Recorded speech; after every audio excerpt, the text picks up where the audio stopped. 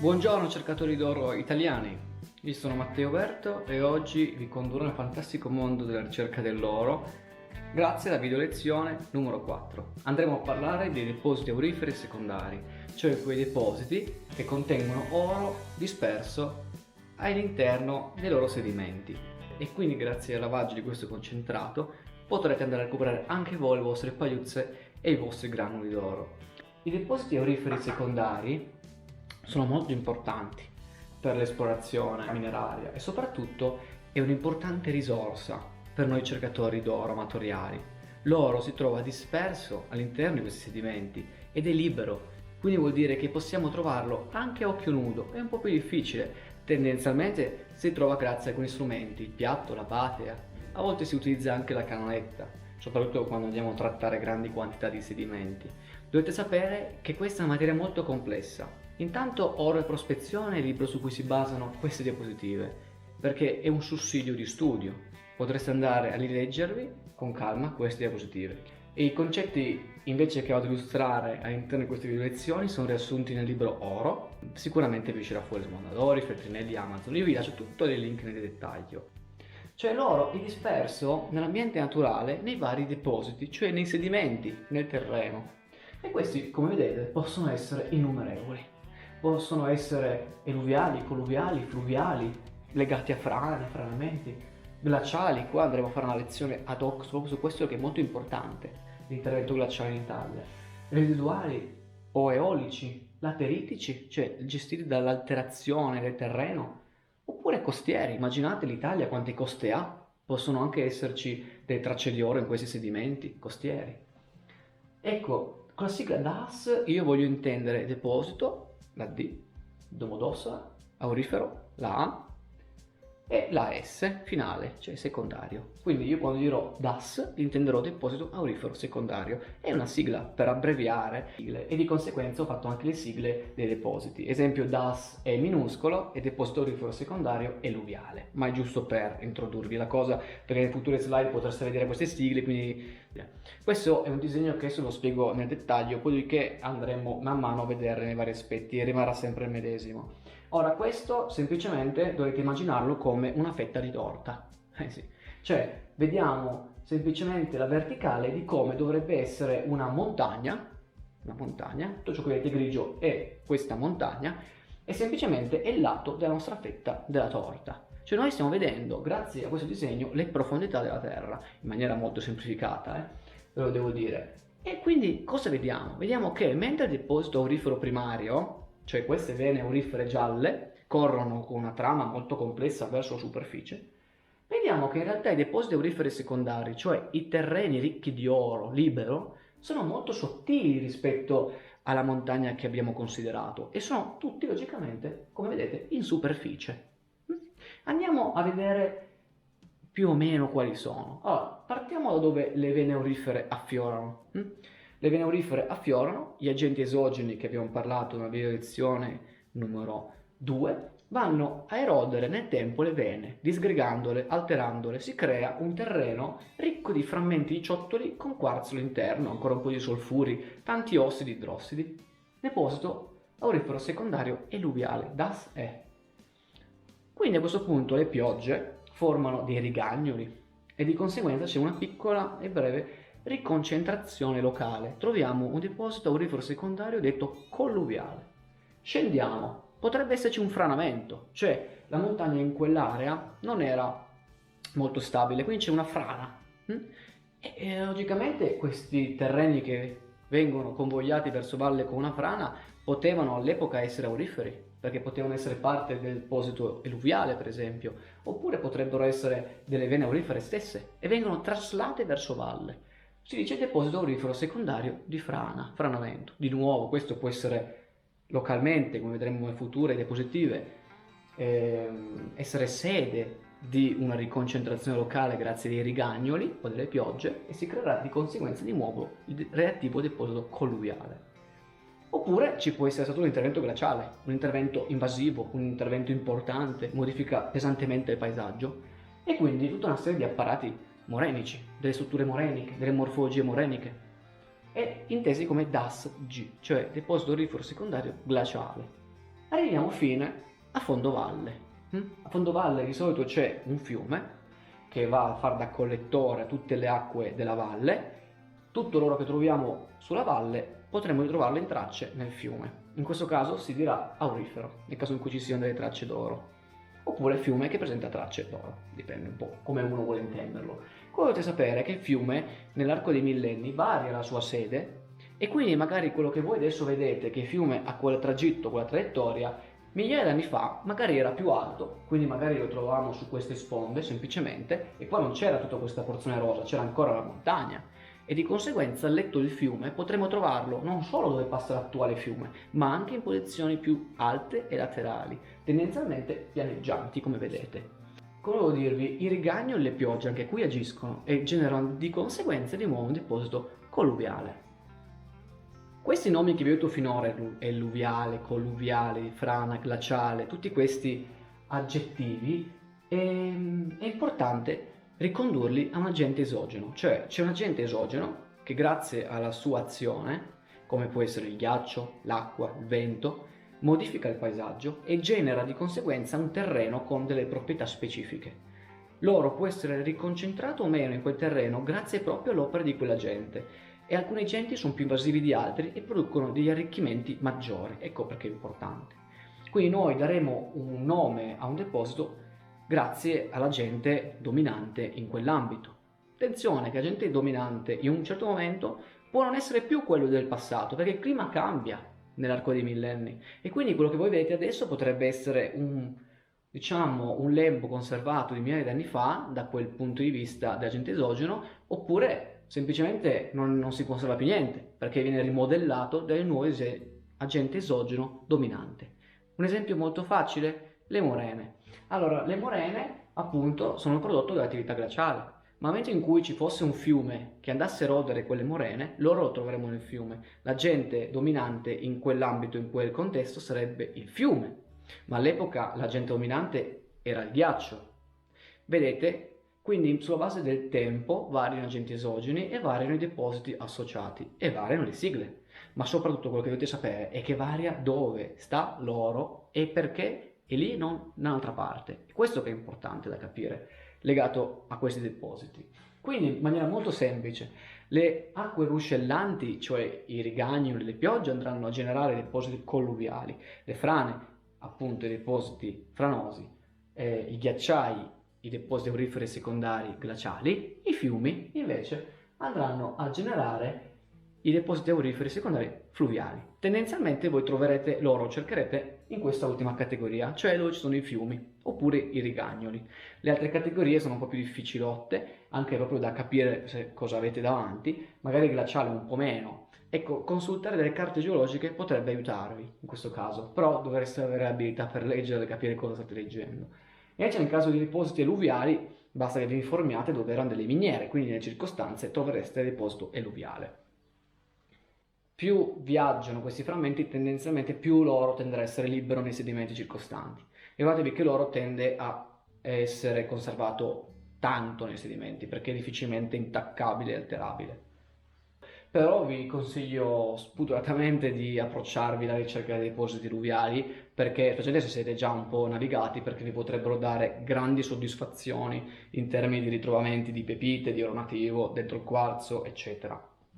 È più facile che troviate in questi contesti che, ad esempio, dentro di miniere dove non si può semplicemente andare perché ci sono dei divieti e delle multe nel caso lo facciate, e quindi i depositi auriferi primari, cioè le vene stesse, a meno che non affiorino a giorno, cioè le vedete proprio nel bosco, ma tendenzialmente siete di fronte a un deposito alluviale, non un deposito aurifero primario. Quindi questo è un caso di ricerca, a parer mio, molto interessante e ve lo consiglio di approcciarvi.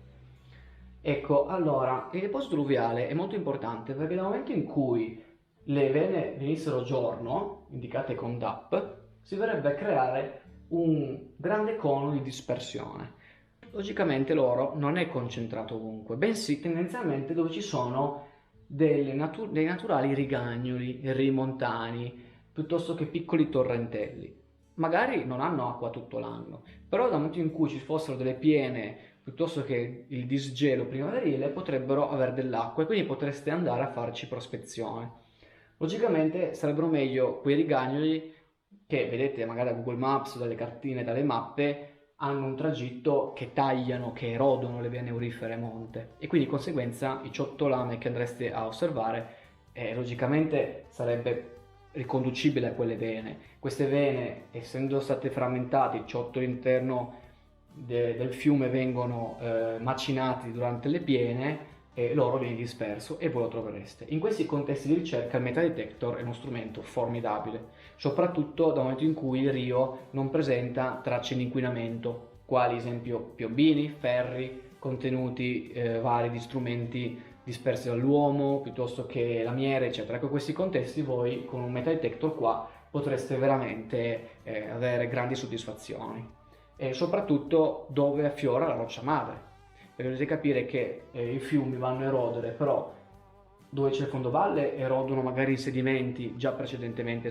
depositati, ma lungo i fianchi delle vallate tendenzialmente vanno a erodere la roccia madre, e a volte trovate dei sedimenti ma sui lati, ma se voi andate a vedere proprio dove c'è il letto vedete proprio che c'è la roccia, non sono dei ciottoli di massi, c'è proprio la roccia. Ecco, nelle fessure di questa roccia potreste trovare dell'oro rimasto incastrato, perché soprattutto una caratteristica saliente delle perizze d'oro, dei granuli d'oro, che vi aiuterà tantissimo a ritrovare e da qui in poi sarà importante notare, è che l'oro pesa molto, 19,3 grammi centimetro cubo, è tantissimo, e di conseguenza l'oro tende a concentrarsi in località dove si concentrano anche altri minerali pesanti come la magnetite, il granato, il ferro, il piombo, e di conseguenza sono minerali associati. Nel caso in cui vediate concentrazioni importanti di questi minerali, ci potrebbe essere una buona percentuale di successo anche nel cercare l'oro. Non sempre, perché l'oro non è ovunque, è diciamo un minerale diffuso all'interno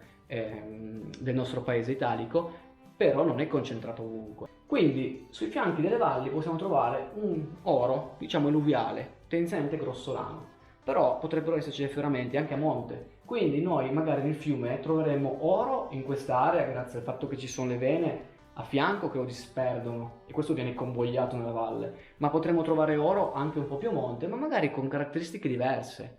Perché tanto l'oro si allontana dalla sua origine, tanto tende a diventare piatto, tende a diventare fine, e di conseguenza magari noi qua troveremo dell'oro ancora un po' grossolano, superata questa soglia troveremo oro fine. Vuol dire che c'è una origine o più anche a monte. Questo è molto importante per la prospezione. Torniamo quindi al nostro grafico disegno. Parliamo dei depositi colluviali. I depositi colluviali, come vi ho detto, sono legati all'azione delle acque ruscellanti, più che altro nei momenti di piogge intense. Vanno a rimodellare, però in maniera molto dolce, i depositi già presenti. Quindi i depositi colluviali si originano dai depositi già presenti, dalla loro rielaborazione, ad opera delle acque ruscellanti superficiali. E quindi vediamo che dal nostro deposito aurifero primario c'è prima l'eluvium, cioè il deposito eluviale, e di conseguenza il colluvium, quello legato alle acque ruscellanti. Una volta che le acque ruscellanti si uniranno a formare dei rigagnoli piuttosto che dei veri e propri torrenti, si creerà l'alluvium, tendenzialmente a fondovalle. Quindi andiamo a parlare del ruolo dei depositi auriferi secondari legati ai fiumi. Questi sono fondamentali, principalmente sarà questo l'ambito di ricerca che voi opererete, sia per quanto riguarda anche le concentrazioni d'oro a vostro favore, e sia anche proprio per la semplicità, fatemi dire, di ritrovamento, perché dopo un po' che capirete le varie meccaniche grazie alle mie spiegazioni, vedrete proprio che questo sarà uno degli ambienti in cui opererete maggiormente.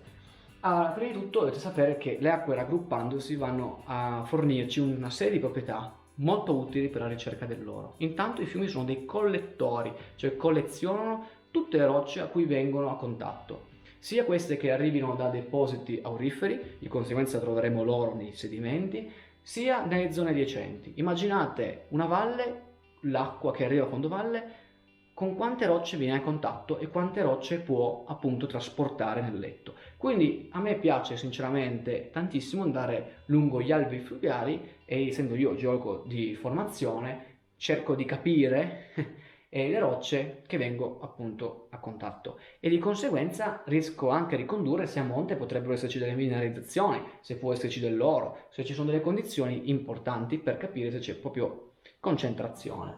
Ecco, quindi i fiumi sono dei collettori, cioè collezionano le rocce, ma sono anche dei macinatori, cioè durante le piene i fiumi macinano tutti i ciottoli che vengono gli uni gli altri a contatto, per sfregamento, per urto, che si frammentano e di conseguenza le mineralizzazioni nel tempo vengono frammentate, loro si liberano dai sedimenti, loro tendenzialmente non è intaccabile o alterabile e si conserva e voi potrete ritrovarlo.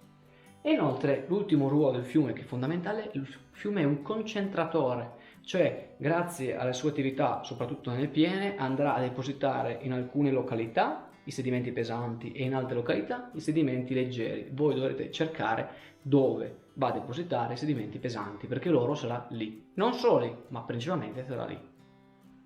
Le acque incanalate, quindi i fiumi, vanno a ridurre il volume di sedimenti coinvolti, vanno ad alterare i volumi stessi, quindi alcune rocce che sono suscettibili alle acque andranno a essere intaccate, loro stesse alterate, e inoltre frattura le rocce liberando i minerali presenti. Questi a loro volta potrebbero essere alterati e via dicendo.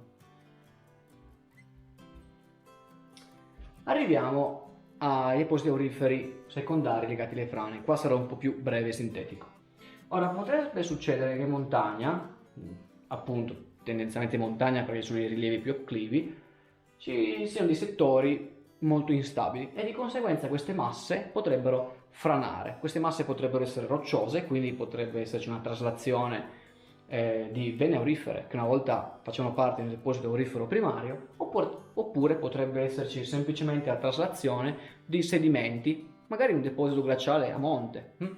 Ecco, quello che è importante è sapere che vi è questa traslazione da un settore a quota maggiore a un settore a quota minore. E successivamente quello che è ancora più importante è che lateralmente al corpo di frana e sullo stesso si va a generare un reticolo superficiale idrografico. Parole povere. Quando piove si creano dei rigagnoli di fiumi anche lì e di conseguenza nel caso in cui ci fosse dell'oro all'interno di questo deposito potreste andare a ritrovare nei fiumi rigagnoli che appunto di nuovo potreste vedere da Google Maps, dalle mappe, dalle cartine. E quindi questi sono di nuovo dei settori in cui potreste trovare dell'oro. Visto che i settori montani alpini italiani sono ricchi e di frane recenti e passate, ecco, magari potreste venire a contatto anche voi con queste realtà. Però sono ambienti che tendenzialmente non sono rinomati per la presenza dell'oro. Quello che voglio farvi notare è questo. Nel caso in cui ci fossero delle vene qua sotto, dalla frana, dalla massa che è franata, ecco adesso sarebbero giorno. Questo potrebbe essere un caso interessante, quindi nel tempo le frane potrebbero andare a mettere alla luce nuovi depositi, però sono settori molto pericolosi per la nostra salute. Ecco, parliamo dei DAS eolici. Ecco, questo di nuovo è un argomento che io tratterò veloce perché in Italia non ci sono grandi casi di questi depositi auriferi secondari.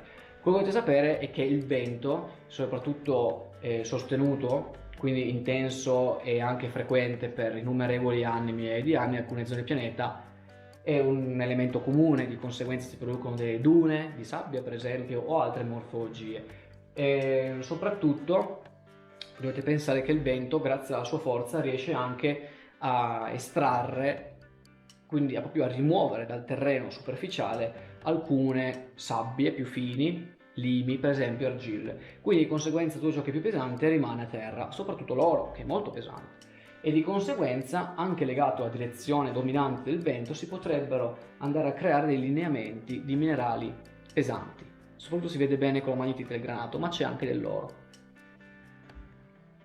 E quindi, soprattutto una visione dall'alto, vedremmo degli arricchimenti pronunciati di frammenti rocciosi, alcuni dei quali saranno anche irrigati proprio dall'attrito, perché dovete pensare che il vento è vero che estrae alcune particelle alle porte distanti, però tendenzialmente le sposta sul terreno e quindi si crea proprio anche un attrito tra i vari ciottoli sassi, anche se questi non si muovono, ma tipo i grani di quarzo sì. Adesso andiamo a parlare dei depositi auriferi secondari costieri. Ecco, un esempio tipico proprio è Nome in Alaska.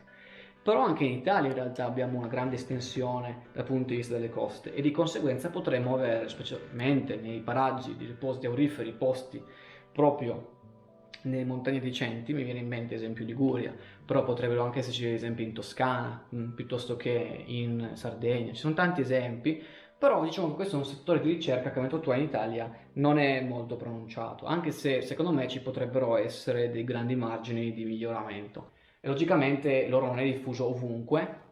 Perché? Perché intanto l'acqua del mare cambia la propria altezza nell'arco dei millenni.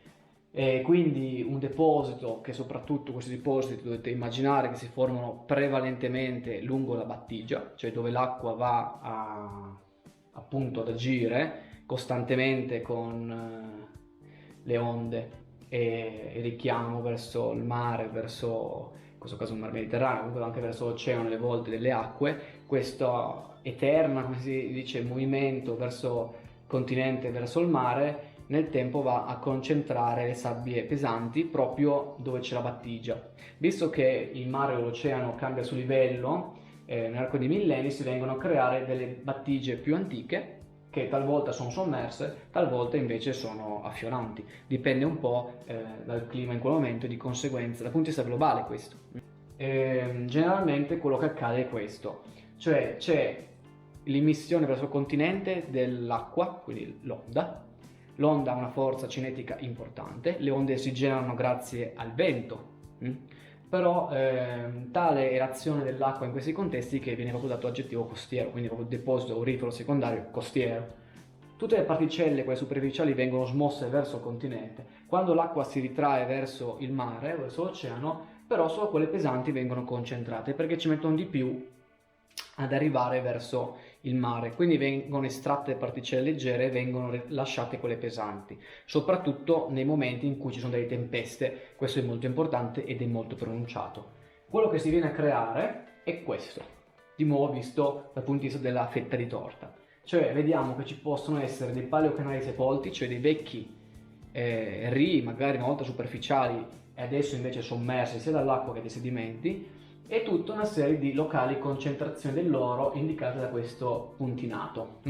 E alcune, quello che voglio farvi notare è che questi placer a volte possono essere sia sommersi, come in questi casi, quindi a Nome useranno le barche con le draghe per andare a scavare questi sedimenti. Ovviamente ci sono diversi lineamenti, quindi le draghe, quelle che hanno un'estensione maggiore del tubo, piuttosto che proprio degli scavatori, andranno a coltivare queste porzioni perché glielo consente la profondità. Invece quelli che hanno magari solo l'operatore che va giù con il tubo per aspirare andranno a coltivare questo. E invece dal punto di vista delle attività industriali, sia anche a Nome in Alaska ci sono tuttora delle attività che non sono outdoor, cioè proprio in mare principalmente, bensì sono nella terra, quindi andranno a coltivare il terrazzo marino. E con tutti questi casi però è l'azione dell'acqua marina che ha fatto concentrare l'oro, e quindi è importante anche definire questo aspetto, che tuttora i cercatori d'oro italiani, non nascondiamocelo, principalmente cercano l'oro nei fiumi. Quindi tutto ciò che vi sto dicendo è un corollario della vostra esperienza, però è importante che voi lo sappiate che esistano, perché in questa maniera anche andate a cercare l'oro in località inedite, perché è lì che lo troverete in quantità importanti. E quindi arriviamo appunto alle tempeste e la loro influenza sui depositi auriferi costieri.